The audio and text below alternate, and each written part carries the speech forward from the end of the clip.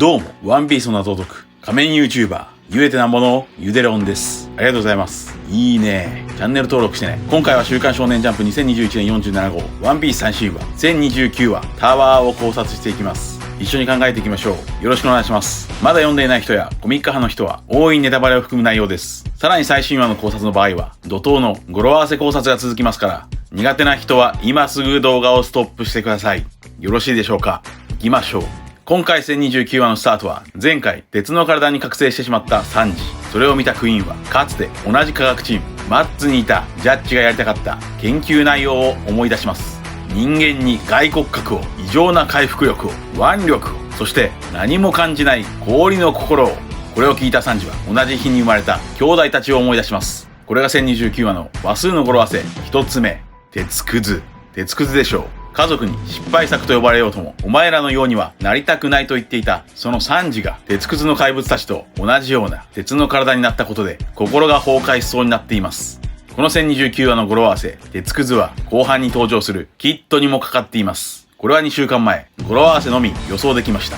ただ3時の兄弟、1時2時4時は本当に何も感じない氷の心の鉄くずなのでしょうか。1時2時4時はナミを見た時、3時のように目がハートになっていました。つまり美女なら氷の心を溶かせるのでしょうか。しかし可愛いだけなら、ジェルマの料理人コゼットも可愛い女の子でしたが、2時は思いっきりコゼットを殴っていました。つまりナミだけがジェルマの氷の心を溶かせる存在という可能性があるかもしれません。となると、もしかするとナミはサンジたちジェルマ兄弟の母親ヴィンスモーク空と遠い血縁関係がある。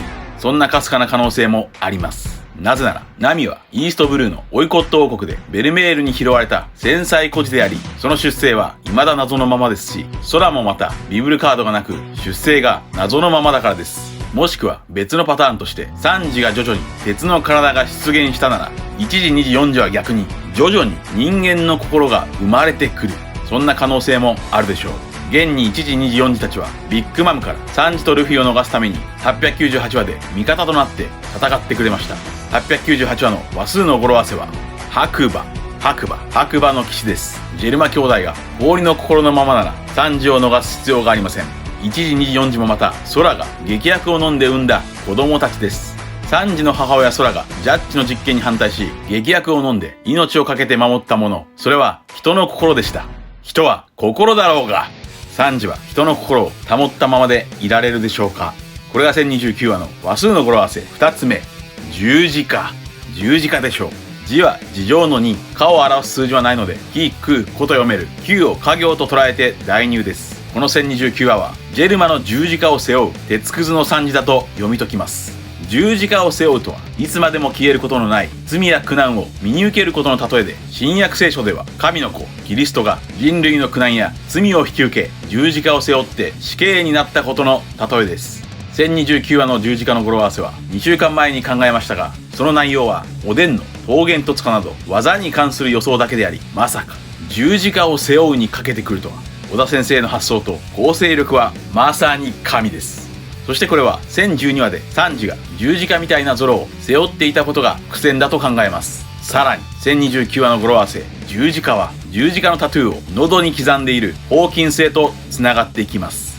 ここでサンジは心を失う恐怖で時間をくれと戦線離脱します。逃げるサンジの頭部を狙って百獣海賊団たちは銃を放ちますが、鉄の体のサンジは痛がりますが死にはしません。これが1029話の話数の語呂合わせ3つ目、頭部苦痛でしょうか。この語呂合わせ頭部苦痛も別のシーンで登場します。逃げるサンジをクイーンは戦闘スーツを着てジェルマの科学をもっと見せろと追いかけていきます。これが1029話の話数の語呂合わせ4つ目、遠のくでしょう。サンジとクイーンが遠のいていきました。場面は変わって場内2回、ロードキッドがビッグマムに苦戦中。何やらキッドが頭の痛みで苦しんでいます。ビッグマムは片頭痛かいと言いつつ、もちろん攻撃してきます。使い物にならない鉄くずスクラップとなったキッドをカバーしながらビッグマムと一人で戦うローですが、4校ビッグマムはそんなに甘くはありません。巨大なビッグマムは身軽に回転してマーマレイドという回転切りをローとキッドにぶち込んで、2人は絶対絶命。場面は変わって場内3回、キラー VS ホーキンス。ここでなんとホーキンスは壁に自分の頭をぶつけて、キラーは笑っています。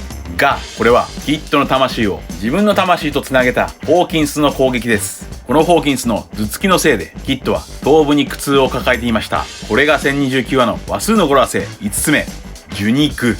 受肉でしょう。受肉とは神が人の形を借りて現れることで、キリスト教では神の子キリストが人類の救済のためにイエスという人間の肉体をまとって出現したことを言います。ここではキッドの魂が入っているホーキンスが受肉でしょう。ここでキラーは自分の命はやるからキッドを解放してくれと願いますが、外道ホーキンスはこれをシカとして4校には勝てるわけがない。現実を見ろと。占い結果に頼っているスピリチュアルな男のくせに現実的なことを言い説教します。そんなホーキンスにキラーはカイドウに屈したことを後悔してるんだろうと問いかけ、キラーも反撃に出ます。これが1029話の話数の語呂合わせ6つ目、順次内。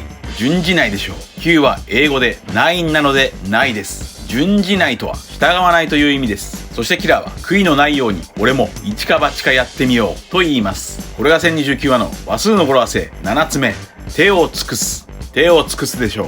ここでキラーはもしお前が行き場のないダメージを受けたらそれはどこへ行くんだと問いかけると、ホーキンスの左腕を切り落としました。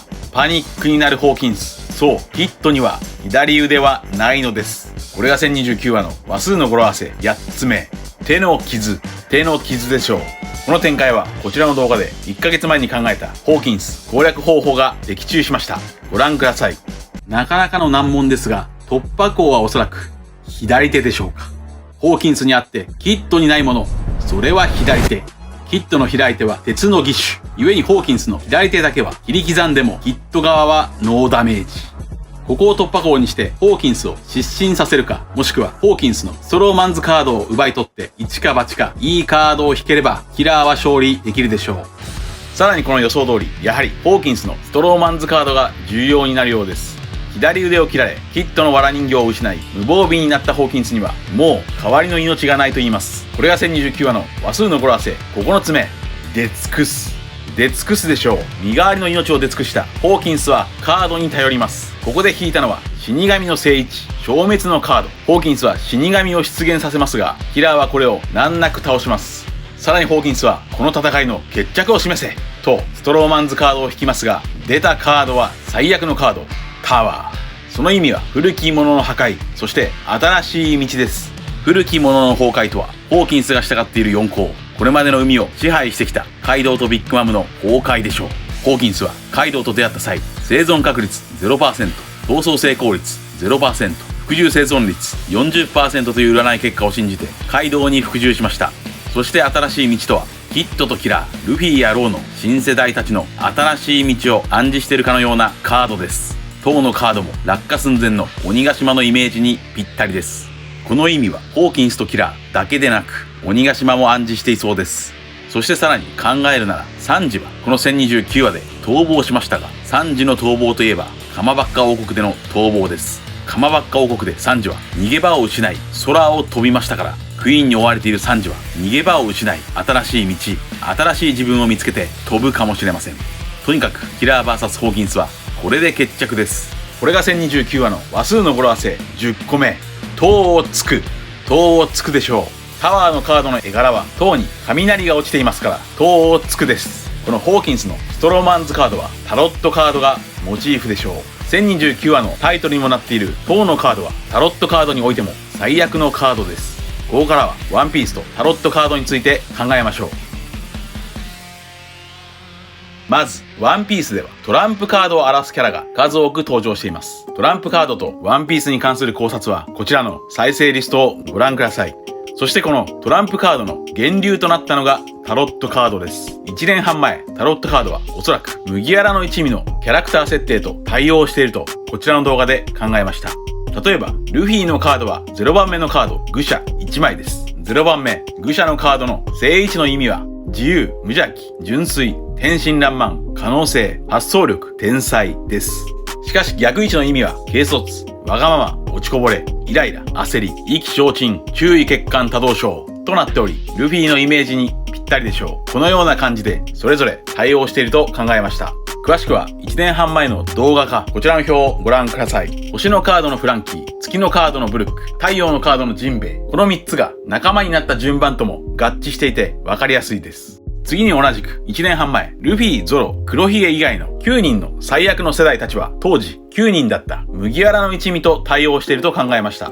それは例えば、ゴムのルフィと磁石のキットは文房具つながり、ゾロとキラーは刃物つながり、海図を描き、天候を操るナミと鉛筆を持ち、空島出身のウルージュは鉛筆と空つながり、狙撃手ウソップとベッチは砲撃つながり、料理人サンジと大暗ボニーは食べ物つながりです。さらにサンジは元王族ですから、もしかするとボニーもソルベ王国の元王族かもしれません。チョッパーとローは医者つながり、そして今回のポイントはロビンとホーキンスです。ロビンは過去を探求する者、一方、占いを行うホーキンスは未来を探求する者なので、時を探求するつながりです。つまりロビンからホーキンスというキャラが誕生した可能性です。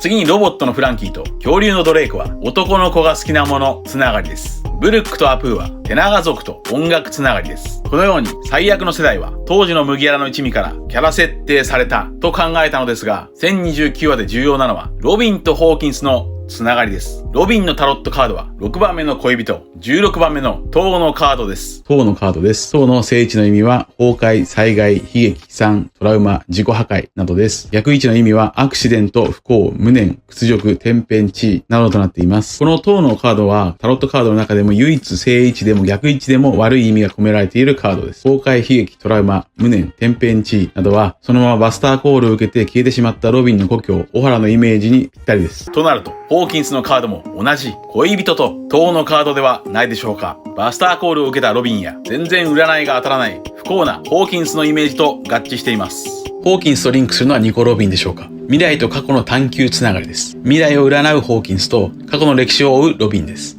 ホーキンスもロビンも割と冷静なのに不幸キャラです。さらに1029話の扉絵にも注目です。1029話の扉絵ではボニーがわんこそばを食べています。この扉絵の語呂合わせはおそらく入れつつ食う、入れつつ食うでしょう。わんこそばとは逆にそばを次々と入れつつ食います。そう、そばです。先ほど考えたようにサンジとボニーは食べ物つながりです。そばといえばサンジのおそばマスク。サンジはおそばマスク、つまりジェルマのレイドスーツを着たことで鉄の体に変化しましたから、扉絵のボニーが表しているのはそばを入れつつ食う、つまりジェルマの能力を食った、体内に入れたサンジという表現になるでしょう。続いてはいつものように次号1030話の話数の語呂合わせから展開を予想していきましょう。1030話の話数の語呂合わせ予想、一つ目は住民。住民というのはどうでしょうか。さらに1030話の話数の語呂合わせ予想、二つ目は天を見れば、天を見ればというのはどうでしょうか。鬼ヶ島到着まで残り5分と迫った花の都の人々、つまり住民がさすがに天を見上げて鬼ヶ島の存在に気づくかもしれません。1030話の話数の語呂合わせ予想、3つ目はアンリミテッド。アンリミテッドというのはどうでしょうか。ゼロは中国語で輪なので2です。アンリミテッド、つまり限界はない。落下する鬼ヶ島を支えなければいけない桃之助が限界を感じるも、その限界を突破するかもしれません。1030話の話数の語呂合わせ予想、4つ目はゼロを前につけてお父様、お父様、さらにおでん様。おでん様というのはどうでしょうか。桃之助がお父様ことおでんを、大和がおでん様を思い出すかもしれません。1030話の話数の語呂合わせ予想、5つ目は13話。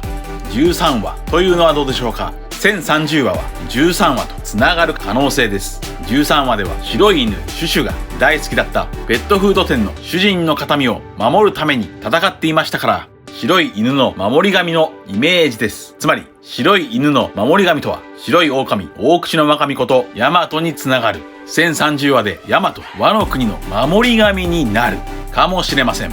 ちなみにヤマトの能力が白い狼大口の狼別名お犬様だと判明したのは1020話でした。この1020話の語呂合わせは12話。12話と語呂合わせが可能で、12話のタイトルは犬。白い犬シュシュは12話で登場していましたから、1030話も13話のシュシュとヤマトがつながる可能性はあります。以上です。皆さんはどう思われましたか。ご意見や考察してほしいなどがあればコメント欄までよろしくお願いします。ありがとうございました。チャンネル登録やコメントよろしくお願いします。